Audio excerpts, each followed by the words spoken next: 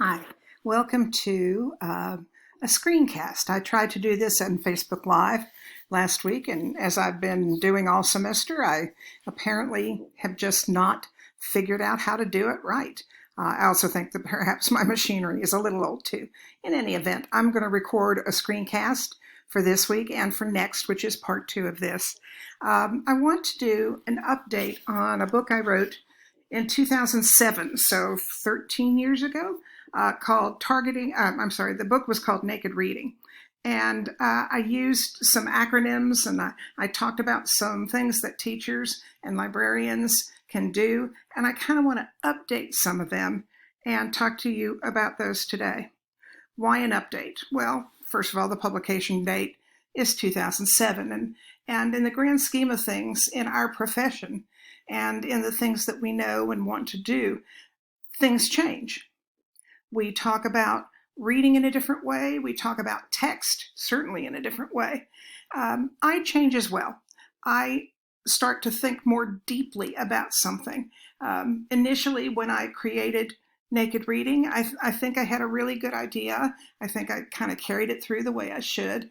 But in the meantime, I've started thinking about joy of reading after about a year of working on a book with Donald and Miller about an engagement of readers. So I want to kind of put some of that together with this too. And finally, readers change. Readers change in terms of formats. They change in terms of how they will read books. Some are reading ebooks. Most are still reading, good solid books, solid physical books. So things change, period.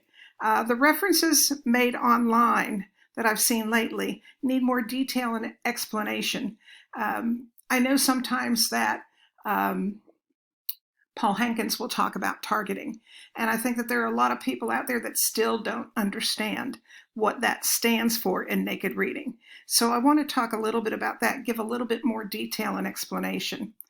Does naked reading still occur? Well, my naked reader, who is now Nurse Girl, so she's grown up in the 13 years since then, I asked her the other day, I said, do you still do naked reading?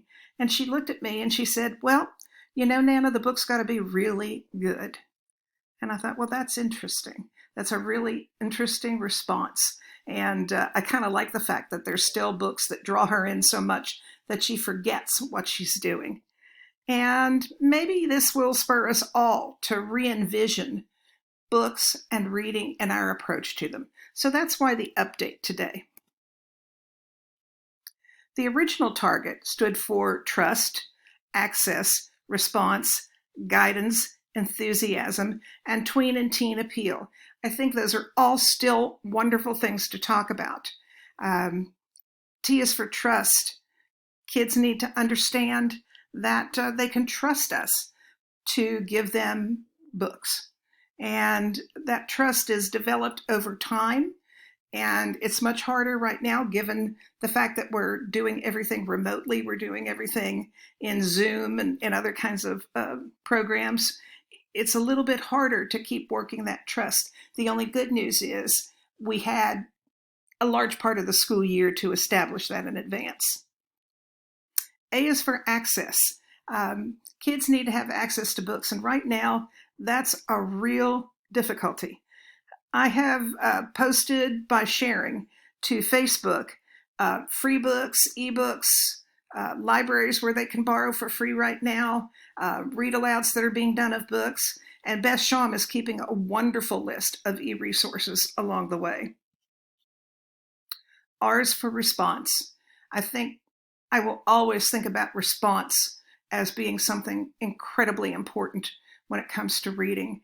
I very seldom read a book that I don't have some response to it, whether it's, how the book made me feel or what the book made me think or other books that I would line up with this.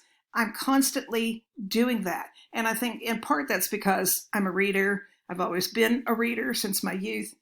So I've read a lot of books, and making connections isn't that tough for me. But for new readers, that could be a little bit more difficult. G is for guidance. I wrote an entire book about guidance called Reading Ladders. And I might talk about that down the road some over the course of these next few months.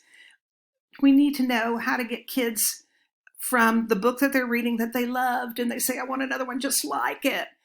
We need to have somewhere stored up in our brain or on a list or on cards, some kind of thing to say, if you like this, then you'll like that. There are lots and lots of posts about that. If you look at Twitter, you look at Facebook, you'll find if this, then that kind of thinking. The idea is I can guide them for a while. And I think that's part of my job, is to get them from book A to book B to book C, and then eventually to turn the guidance over to them, to let them talk to one another, to let them use resources to find the next book. I want them to become more independent, and I think they can here. E for enthusiasm. It's very hard for me to book talk a book that I did not really like. I have done it. I have done it on a couple of instances for a Newbery winner that it didn't particularly move me. And I've told kids that in the book talk, didn't particularly move me. Here's what the book is about. And, someone out there might actually love that book. But for the most part, if I'm talking about a book, I really liked the book and I can talk about it with enthusiasm. And the final T is for tween or teen appeal. Is this a book that's going to appeal to middle grade, middle school, young adult, and actually new adult? I would put those 4 categories there in order to meet the needs of this group. So here are my changes. T is still going to be for trust, folks. A is still for access. R, in addition to response, is going to include reflection. G, guidance, is going to talk about reader's advisory and reading ladders. E is for empathy. Instead of enthusiasm, I want books that help develop empathy in my readers. And T is for time. All of these, I think, are really essential elements, and I want to talk about them just a little bit at a time. T is for trust. And there's a lot of research that's been done here on getting kids to come to us for book recommendations. And I like to think of it in this baseball metaphor. 3 strikes, we're out. A kid will come to us, a student will come to us and say, I need a good book. And if we're in the middle of 10 million things, which more often than not we are, we'll pick up a book that's close at hand and say, here. And they'll go away and they'll not like the book and they'll still come back. And a second time they'll say, I need a good book. And we'll hand them the one that's either popular at the top of the bestseller list, something like that, thinking that'll do. And we pass it on. And that's wonderful, but they may come back and say no. And the third time they ask us, if we give them a book that just doesn't please them for some reason, and the reason could be that we don't know enough about the reader and what they want in a book. But if we strike out that third time, the likelihood is that kids will not come back to us and ask for a good book again. And if we're the 4th grade teacher or we're their elementary school librarian, the likelihood that they'll ask later a teacher or a librarian for a good book is slim to none. And that's where we can lose some readers. So we have to be kind of careful about that. Access. Access, when I talked about it the first time, I talked more about the physical and intellectual issues, I think. Physical access, of course, is so important. Lots of schools during this pandemic are taking boxes of books and putting them out in the driveway at school so people can come and pick them up. Some of them are giving out books with the lunches that they're distributing. There are lots of ways to kind of do that physical access during a time when the school and the public libraries are gone. So that becomes important. But we need to find other ways of making books accessible, whether it's through ebooks or audiobooks. And the YA Sync audiobook is coming up on April 30th will be the first week. So you might be looking for that. That's really soon. Emotional access is something I think we've explored, but never really called it this. So it's not that I've made this up, by the way. I'm just kind of thinking through the different aspects of access. Emotional access means we give a kid a book where they've got the emotions, the emotional ability to deal with the topic. Some people will say, "Oh, this book is too intense. This book, has all kinds of elements in it that aren't good for kids." Well, basically, if the kid has the emotional wherewithal to deal with the book, that's fine. If they don't, however, then maybe we need to seek a book that's more at their emotional level. We talk sometimes about books with triggers, and we need to be aware of that. And when I talk to my graduate students about books they're going to read, frequently will refer to books that might be a trigger for them and to get in touch with me, because I am always ready to give them a different kind of book that they can read. It's important, I think, to understand those things. And finally, intellectual access. That's not readability, folks, because kids who don't score high on reading tests can still make their way through books that are more difficult. I had an 8th grade student, God, I love this kid, who spent most of the year reading a Stephen King book. I think it was The Shining, but I can't be sure at this point. He carried that book from one class to another, back home in his backpack, back to school the next day, and he would read 5, 6, 10, maybe 20 pages at a time. And he was working his way through slowly. And we made a deal that as long as he was reading, as long as he could talk to me about the books, as long as he was understanding what was going on, we would make this book cover several different grading periods, where normally I would say you need to read a book or 2 books. And he spent most of the year, most of that school year, getting through that book. And when he did, gosh, what an accomplishment that was. A lot of people would have said, "Oh, intellectually, he can't access that book." I just said, let's see what he does. And he was that dedicated to the book that he was able to do that. So access really comes in and becomes very, very important here. Here's an emotional or intellectual access, and I love to tell this story. Many of you know my former chair, Mary Berry, who unfortunately passed away a couple years ago. I brought this book to a faculty meeting. Karen Perry and I tend to do that from time to time. It's Joe Noll's Read Between the Lines. And Mary Ann looked at the cover and said, "Read between the lines." Okay, I get that, but what is this cover about? And, everybody else in the room was going, "Mary Ann, read between the lines." Some of us even held up our hand like the one on the cover, and it took her literally several minutes before she went, "Ah, got it." I wonder how many other kids look at a cover and go, "I don't know what that means." Certainly not this one. I think a lot of the teen readers that I worked with understood that right away, but that's not always the case.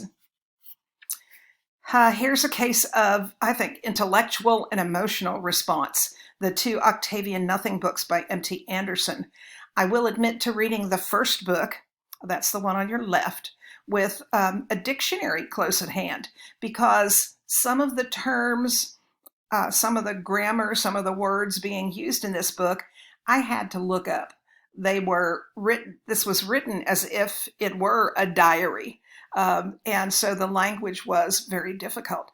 Once I got enough into the story that I wasn't, always having to look up words and things like that, it became a book that I just absolutely loved. And when the second book came out, felt right in touch with it. But there are going to be a lot of people for whom this book will be a challenge to read. And we have to kind of take that into consideration when we're looking at books for kids. R is for response, but it's also for reflection. When we talk about response, we can talk about Louise Rosenblatt's work. We can look at efferent reading, where we want kids to pull meaning, pull an idea, pull a main topic, whatever, but they're pulling something from the text to use it, to carry away for a quiz or a discussion. We can also look at the other end of the continuum of response and talk about aesthetic reading, where we're reading just for the simple joy and pleasure of reading a book. Every once in a while, it just does everybody's heart good, I think, to read a book that's just one of those, Kylene Beers called them Calgon Take Me Away books. the ones you read in the bathtub and the pages got all wrinkled at the bottom and you got all wrinkled everywhere because you forgot you were reading a book. I've added reflection to this. And when we talk about reflection, I always ask students in my class, as part of their response to the book, to include a little bit of reflection about things they've read in their textbook or things that they've discovered as they read the book. I want them not just to talk about their response to the book, but also to reflect back on it and think about, where would I recommend this book? Is there a particular student I can see? Is there a particular level, middle grade, middle school? Those are distinct reading areas here. So where would I say this book best belongs? Who would be my ideal audience? I ask them to think about that too.